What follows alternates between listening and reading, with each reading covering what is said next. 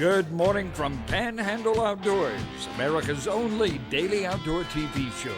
Your source for fishing, hunting, and information for folks who enjoy the great outdoors. Now sit back, relax. It's Panhandle Outdoors. Good morning, folks. Welcome to Panhandle Outdoors. I'm Winston Chester. I'm glad to hear this morning. We got a great show lined up, a special guest here in the studio. But first, our weather brought to us by Haney Technical Center at the corner of Baldwin and Highway 77. High today, 79, low 65, and water temperature is even out right at 80 degrees. So the rain, we're just sitting here talking about it. It's been forecast steady rain off and on. Now I say steady, but a steady chance of rain. Anywhere from 50 to 80% in the next the next 4 or 5 days, up to 2 weeks from now, it's just going to be raining with this low pressure area, unsettled weather. So, keep your eyes to the skies, especially if you go outdoors to know what's going on. Our river read is brought to us by Sandhill Seafood, right there up on 77. Good, fresh, local seafood. That catfish comes straight out of Choctahatchee River. The Apalachicola at Bluntstown, it's back up to 6 foot. And it's going to keep rising. And Choctahatchee at Caryville, look at the last 2 days, what it's gone up. It's gone up now to right at 8 foot, and it's still rising a little bit more. So we had a little lull right there the last couple of days before that rain, but now it's back up there. Now the tide chart brought to us by Kent Forest Lawn. Today is Tuesday, May 22nd. Good strong tides today and tomorrow, but this weekend we're going into neap tide, so not much going on. We're about a week away from the full moon of May. And the marine forecast, south-southeast, about 5 to 10, pretty normal, but watch these showers when they pop up because it's going to have some lightning in them, so be well aware of that. Let's take a break. We'll be right back.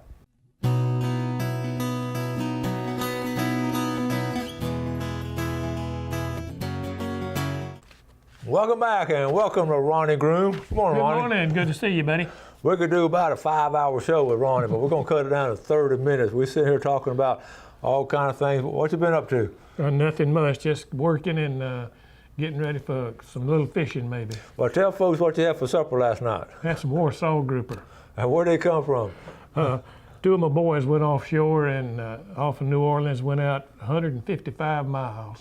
Holy cow, how deep was it? 1,400 foot in one place, I think they said, and they caught a Warsaw and some different, offshore fish out there, a lot of those offshore grouper. They had a great trip. That's over your head out there. Oh, yeah, but I don't go that far anymore. I'm not traveling 5 hours out there and 5 hours back, I can tell you. It takes you about half a day to reel in for that. Yeah, they were using those electric reels in that real deep water. But that's got to be a fun trip. We'll talk about that later, but how was it? Taste good? Oh, it's delicious. I love Warsaw. And this one weighed, 30 pounds, 40, something like that. Yeah. Small one, and they're delicious. Well, that leads us into what we're going to start off with. All kinds of things to talk about. I promise you we're not going to finish what we need to talk about, but let's start talking about, and Ronnie was, you talk about, wouldn't it be nice to talk about the early American settlers as they, settled in America, went west and all, what they saw in a natural area and all, the frontiersmen and all, and how they saw America at the very first time.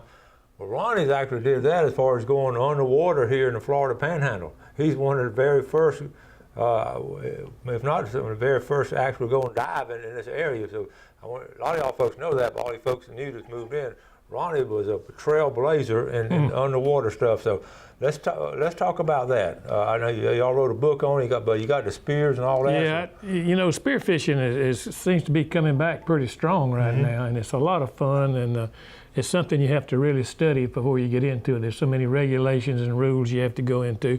But I brought a couple of things just to show. This is a small spear gun here.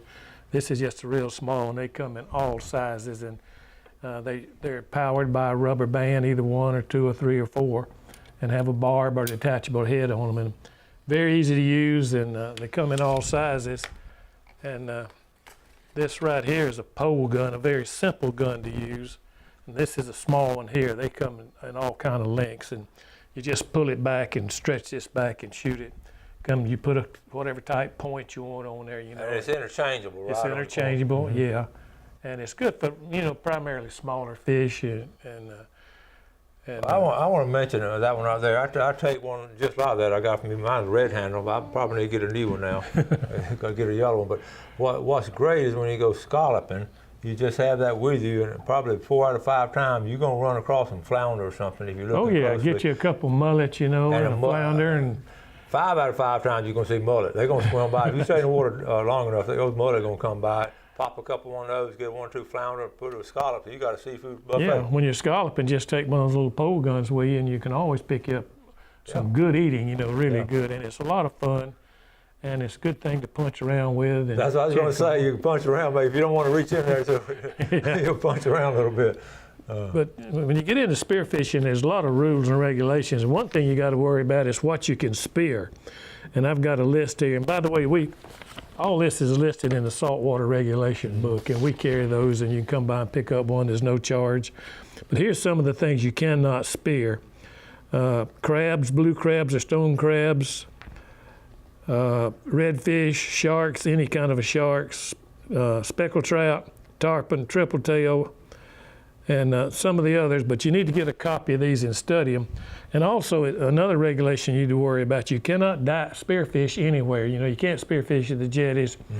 And some of the other places are public bathing beaches, fishing piers or bridges where people are fishing, the 100 foot of an underwater jetty, it's something like that. So really you need to find out the regulations and know you're on the right side, and you can't use power heads or bang sticks either. Yes, and that's important, but you really, around the state park area, you know, around a lot of people and all, you can't do it.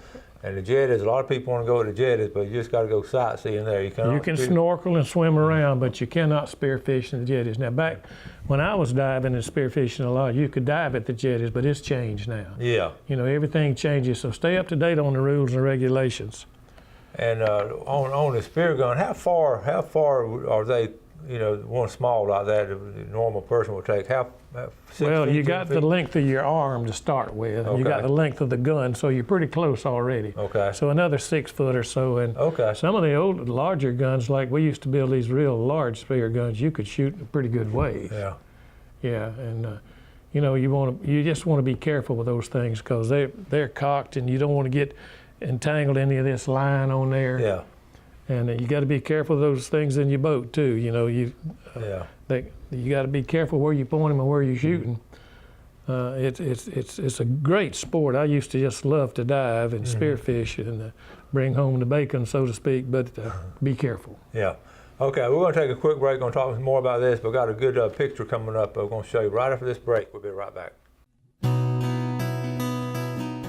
Okay, welcome back, folks. You know, we try to do the very best we can on the show, try to reach so many people, and I know it means a lot to a lot of folks, and we appreciate the sponsors like Ron and all, and every now and then I get an example and all of what this show means to people. And this is one of our viewers from way back in the early years. Rick Rogers was with us from day one on Panhandle Outdoors, and he watched the show. Rick's originally from Birmingham, Alabama. He and his wife moved to interstate, lived at Bay Point, and he loved to fish, and his wife got sick about 2 years ago, and she passed away. But Rick, every morning, watched the show. I'd run into him every now and then, and he'd email me. We're talking all. And recently, back in April, I got this from Rick. He said, "My doctors released me." Rick got sick, taking care of his wife and all. He just got sick, and my doctors released me. Say there's nothing else they can do for me. They tell me I should contact hospice and prepare for the end of my life. Screw that, I'm going fishing. So what he did, then I got, recently, this was a couple days ago, from Rick Rogers' son. And I'm not going to read you the whole thing. To everyone that knew Rick Rogers, knew his wife Sandra, 3 months ago, I started a process we moved him back to Birmingham and Pell City to live with his son. And we had up and down days, but yesterday, we lost our dad. He ended his fight, so he's with his wife and his mother and his sister, and he went on to list everything. And then the next one I want to show you, because this is a picture of Rick. I'm going to read this one to you. Rick Rogers with Winston Chester and Joe Hebert. I remember that fishing trip. We had a good time. I'm going to read this because this is from Rick's son. Mr. Chester, I know it would mean a lot to my dad if you mentioned his passing on your show. He really thought a lot of you, and all you taught him about fishing there in Panama City. The details of his passing and services are on his Facebook page and his last post, which of course I entered. Thank you in advance. Even when we moved him here with us in Birmingham, he still watches your show on YouTube. Amen. That just means a lot to me. Sure. And our condolences to the Rogers family, and he Yes, was buddy. He was a fine man. Yes, He was a sir. good man. And love the outdoors, love fishing. Good. Speaking of loving outdoors and loving fishing, people write down things about it too, and you got some good stuff over there. Well, we were talking about spearfishing, and there's a couple books out now. This is a history of actually spearfishing right here. This is local divers and some of the pioneers, you know, a group of us, and they called them the shooter giggers, and that's the title of this book. It's the shooter giggers, and it's just from the very start of spearfishing around here, and pictures of the early divers and some of the fish. And it's written on a first-hand account. These guys actually did it. They didn't talk to people who did it. They actually did it, and then they wrote about it. It's really good. We didn't stuff. know what we were doing. You know, we started right out of high school. It's amazing y'all survived the things y'all did. Really. You know, I started diving, and then we were free diving to start with, you know, all the time. And then they came out with all the tanks and regulators. So we got into that. I think one of the first ones in this area was one of the pioneers. They ordered one from France, a tank. We had to take it to Mobile to get it pumped. So time to use that thing was allotted time. You may get 5 minutes and somebody else 5 minutes.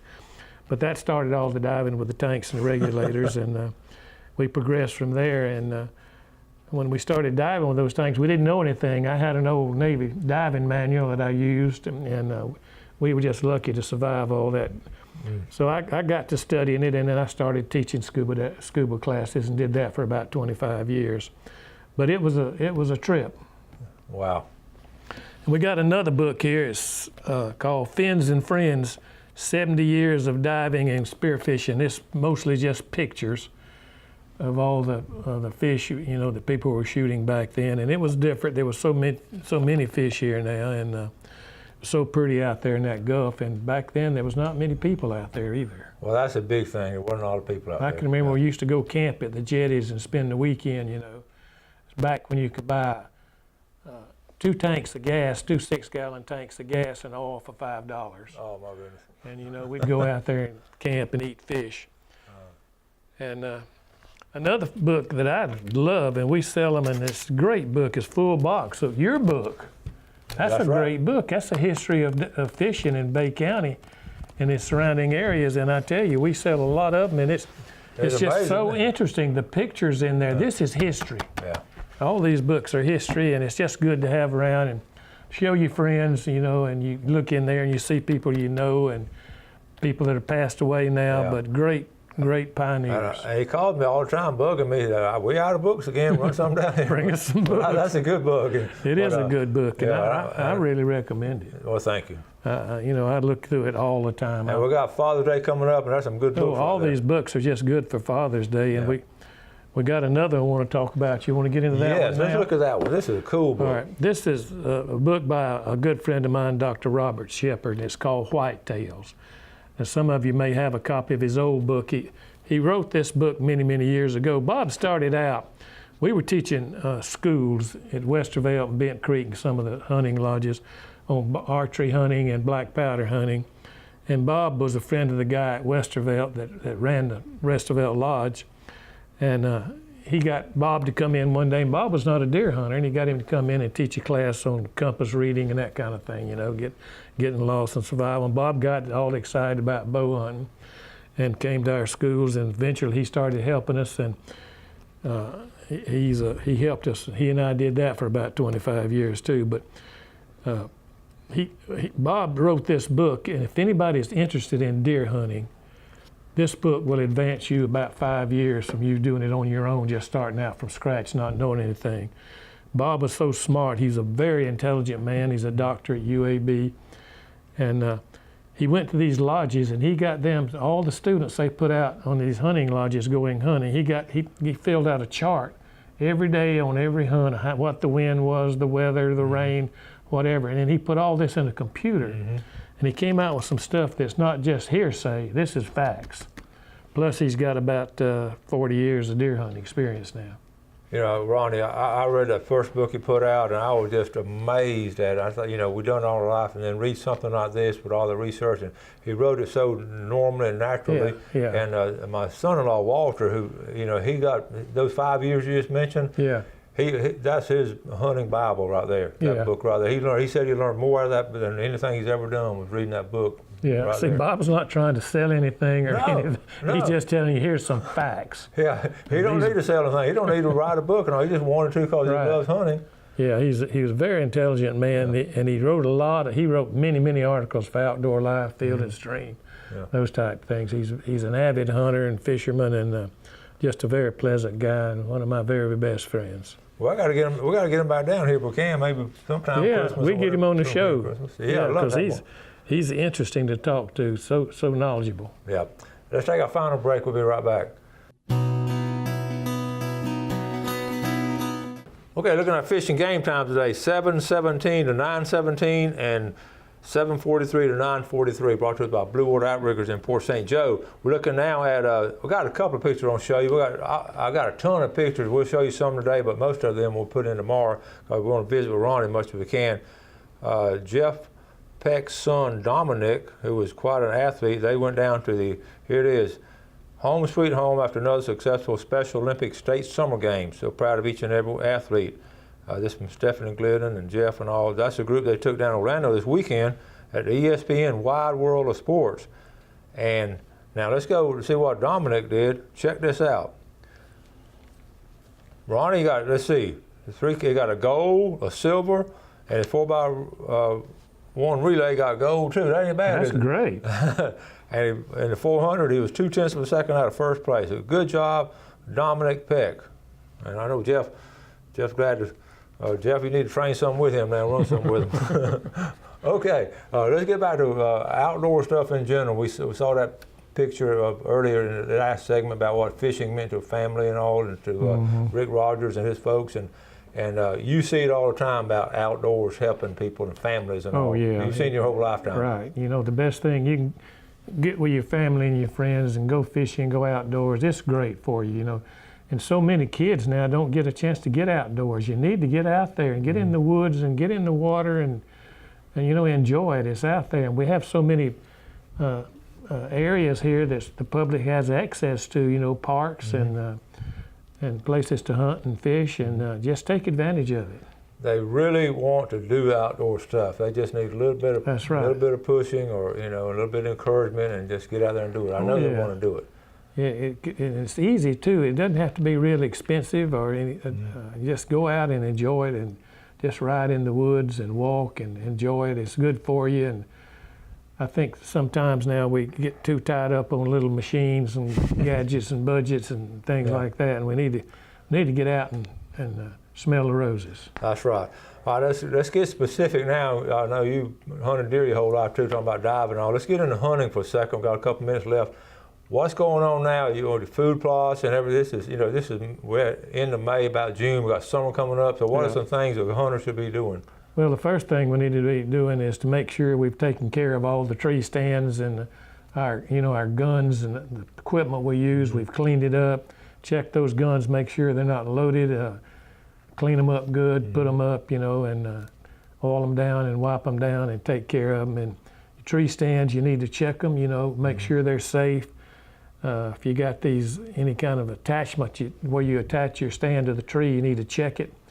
And probably renew it, put a new strap on it and that kind of thing, and take them down, or at least if you're leaving them up, loosen them so that the ropes and all don't grow into the trees. That's right. And you got to be careful out there. It's just like driving a car or anything else. There's safety rules and you need to go by them. If not, you can have a problem. Okay, now when do you do a lot of your planning and all? Start in the fall? Or? Yeah. Some people run feeders and things year round, but usually if you get things going 3 to 4 months ahead of time, you want to go ahead and start, looking into things. If you're going to put out feeders, do it, and start planting your food plots. And a summer food plot now is a good idea if you got the wherewithal and a place that you can plant a summer food plot. If not, this is a very good time just to go scout. If you're hunting Tyndall or one of the management areas, now's a good time. Make sure it's legal to get in there and go do some scouting and checking things out. Excuse me. You brought up Tyndall. It still fascinates me that some of the big bucks recently that come out of Tyndall. How do you explain that? Well, one thing is it's good habitat out there, and they have some regulations that are good, you know. Mm-hmm. And they grow some big deer, but all over this area we're getting larger and larger deer. Mm-hmm. Every year in our deer contests, it seems like the deer get larger because people are letting them grow, you know, not Mm-hmm. shooting the real young ones and letting them grow and grow, and so that it's improving all around. Yeah. All right, we got about 2 minutes left. Let's get back to fishing and gigging and all. And I know if you have a chance to gig flounder and all, what's the best time of the year that y'all had back in the day when y'all would get flounder? Well, we used to go in the fall when they were moving out, and they were around the wrecks. Just okay. You know, sometimes you could just see hundreds of them. But right now they're in the bay good. You know, you can go floundering in the bay. They'll be here this summer, and around Shell Island out there, and all along the beach in the bay is good flounder fishing and good spear fishing for flounders too. Mm-hmm. You know, the little pole gun we show, that's a really good thing for flounders because they're buried up and they're not that hard to take.